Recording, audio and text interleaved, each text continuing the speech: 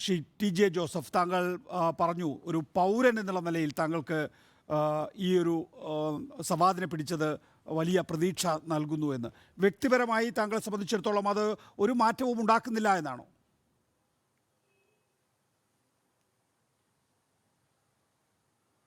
വ്യക്തിപരമായിട്ട്, അതായത് ഇരയായിട്ട് പരിഗണിക്കുമ്പോൾ എനിക്ക് ഒരു ഭാവവ്യത്യാസം ഉണ്ടാക്കുന്നില്ല. കാരണം ഈ പറയുന്ന സവാദൊക്കെ പ്രതികളാവുന്നത്, ഒന്നാം പ്രതി ആവുന്നത് എന്നെ ഏറ്റവും കൂടുതൽ മുറിപ്പെടുത്തി എന്നുള്ള ഒറ്റ കാരണത്താലാണ്. പക്ഷേ ഞാൻ മുഖ്യപ്രതികളായിട്ട് കാണുന്നത് എന്നെ ആക്രമിക്കാൻ വേണ്ടിയിട്ട് തീരുമാനമെടുത്ത ആളുകളെയാണ്. അങ്ങനെയുള്ള ആളുകളൊന്നും ഈ കേസിൻ്റെ പരിധിയിൽ ഉൾപ്പെട്ടതായിട്ട് എനിക്കറിവില്ല. അവരിലേക്കൊക്കെ അന്വേഷണം എത്തുന്നതിന് മുമ്പ് തന്നെ അന്വേഷണം ഇടയ്ക്ക് വെച്ച് തടസ്സപ്പെട്ടതായിട്ടാണ് ഞാൻ മനസ്സിലാക്കുന്നത്. ഏതായാലും ഈ ആക്രമിച്ച ഏറ്റവും മുറിപ്പെടുത്തിയ ആളെന്ന നിലയിൽ നിയമവ്യവസ്ഥയിൽ നമ്മുടെ നിയമം അനുശാസിക്കുന്ന രീതിയിൽ അങ്ങനെയാണ് ഒന്നാം പ്രതിയായിട്ട് വന്നിരിക്കുന്ന സവാദ്. അദ്ദേഹവും ഒരു ഇരയാണ്, അത് മാത്രമല്ല ഒരു ഉപകരണം കൂടിയാണ്. എന്നെ ആക്രമിക്കാൻ വേണ്ടിയിട്ട് പറഞ്ഞു വിട്ട ആളുകളുടെ ആജ്ഞാനുവർത്തിയായിട്ട് മാത്രം വന്ന ആളാണ്. അപ്പോൾ അദ്ദേഹത്തെ ഞാൻ കാണുന്നത് ഉപകരണമായിട്ട്, അതായത് എന്നെ വെട്ടാൻ ഉപയോഗിച്ച മഴു, വാക്കത്തി അതുപോലെയൊക്കെയുള്ള സ്ഥാനത്ത് നിസ്സംഗതയോടെയാണ് കാണുന്നത്. തീർച്ചയായും പ്രൊഫസർ TJ ജോസഫ്, താങ്കൾ പലതവണ ഈ കാര്യങ്ങൾ പറഞ്ഞിട്ടുള്ളതാണ്. ഏറ്റവും കൂടുതൽ വേട്ടയാടപ്പെട്ടത് സർക്കാർ സംവിധാനത്തിൻ്റെ ഭാഗത്തു നിന്നാണ്, അല്ലെങ്കിൽ സഭയുടെ ഭാഗത്തു നിന്നാണ് വേട്ടയാടപ്പെട്ടത്. ഈ പ്രതികളോട് താൻ ക്ഷമിക്കുന്നു കൂടി താങ്കൾ പറഞ്ഞിട്ടുള്ളതാണ്. പക്ഷേ താങ്കൾക്ക് ഇതിലൊരു അസ്വാഭാവികത തോന്നില്ലേ? 13 വർഷം കേസിലെ മുഖ്യ പ്രതി ഇവിടെയൊക്കെ തന്നെ ഉണ്ടായിരുന്നു, ഇവിടെ പല ഭാഗത്തും കേരളത്തിൽ തന്നെ കഴിഞ്ഞിരുന്നു എന്ന് പറയുമ്പോൾ താങ്കൾ ഈ പറഞ്ഞ ചൂളാക്കി ഉപയോഗിച്ചവരുടെ പിന്തുണയോടുകൂടി തന്നെ ഉണ്ടായിരുന്നു എന്ന് തന്നെയാണോ മനസ്സിലാക്കുന്നത്? അത് പ്രബലമായിട്ടുള്ള ആളുകളുടെ ഒരു പിൻബലം ഉള്ളതുകൊണ്ട് അങ്ങനെ 13 വർഷക്കാലം പിടികൊടുക്കാതെയൊക്കെ കഴിയുന്നത് വളരെ എളുപ്പമുള്ള കാര്യമായിട്ടാണ് ഞാൻ മനസ്സിലാക്കുന്നത്.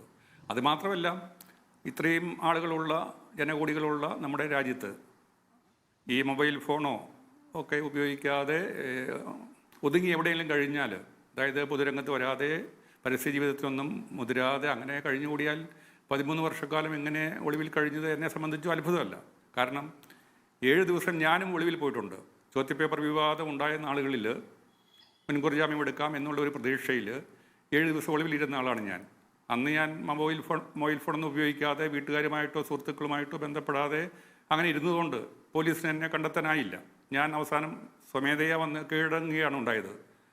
അന്ന് പോലീസ് എന്നെ കണ്ടുപിടിക്കാൻ വേണ്ടിയിട്ട് വളരെയധികം ഉത്സാഹിച്ചിട്ടുണ്ട്. അത്രയൊന്നും ഉത്സാഹം ഈ കേസിൽപ്പെട്ട പ്രതികളെ കണ്ടുപിടിക്കാൻ വേണ്ടിയിട്ട് പോലീസ് നടത്തിയിട്ടുണ്ടോ എന്ന് എനിക്ക് സംശയമുണ്ട്. കാരണം എന്നെ കണ്ടുപിടിക്കുക എന്നുള്ളത്, എന്നെ അറസ്റ്റ് ചെയ്യുക എന്നുള്ളത് പോലീസിന് വളരെ സമ്മർദ്ദം ഉണ്ടാക്കിയൊരു സംഗതിയാണ്. അതുകൊണ്ട് അവർ വളരെ ശുഷ്കാന്തിയോടുകൂടിയാണ് എന്നെ കണ്ടുപിടിക്കാൻ വേണ്ടിയിട്ട് തത്രപ്പെട്ടത്.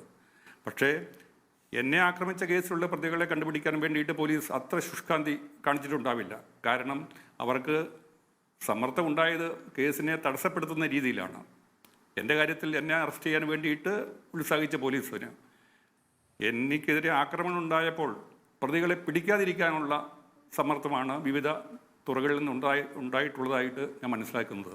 അതുകൊണ്ട് ഈ 13 വർഷക്കാലം സവാദ് ഒളിവിലിരുന്നു എന്നുള്ളത് എന്നെ അത്ഭുതപ്പെടുത്തുന്ന ഒരു സംഗതിയേ അല്ല. ഈ സവാദിനെ താങ്കൾ തിരിച്ചറിയുമോ എന്നുള്ളൊരു ചോദ്യം ഉണ്ടാവുമല്ലോ സ്വാഭാവികമായിട്ടും.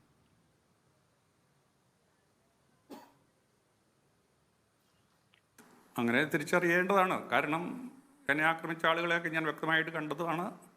അവരുടെയൊക്കെ മുഖം എൻ്റെ മനസ്സിലുള്ളത് കൊണ്ട് 13 വർഷങ്ങൾ അവരിൽ കാലത്തിൻ്റെ ഒരു മാറ്റം ഉണ്ടാക്കിയാലും തിരിച്ചറിയാൻ സാധിക്കുമെന്ന് തന്നെയാണ് എൻ്റെ ഉത്തമ ബോധ്യം.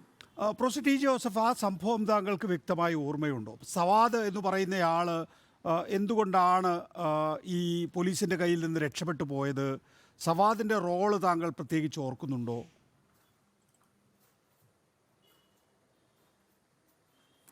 സവാദ് എന്നെ ആക്രമിച്ചവരിൽ ഏറ്റവും കൂടുതൽ എന്നെ മുറിപ്പെടുത്തിയ ആളാണ്. എൻ്റെ കൈ വെട്ടി മാറ്റുന്നത് സവാദാണ്. അതുപോലെ തന്നെ വേറെയും മുറിവുകൾ എന്നിൽ ഉണ്ടാക്കിയ ആളാണ്. അപ്പം സവാദ് തന്നെയാണ് എൻ്റെ മനസ്സിലേറ്റവും തീവ്രമായിട്ട് പതിഞ്ഞിട്ടുള്ളത്. അതുകൊണ്ട് തീർച്ചയായിട്ടും സബാദിനെ കണ്ടാൽ എനിക്ക് തിരിച്ചറിയാൻ സാധിക്കും. You are watching Reporter Evening Show.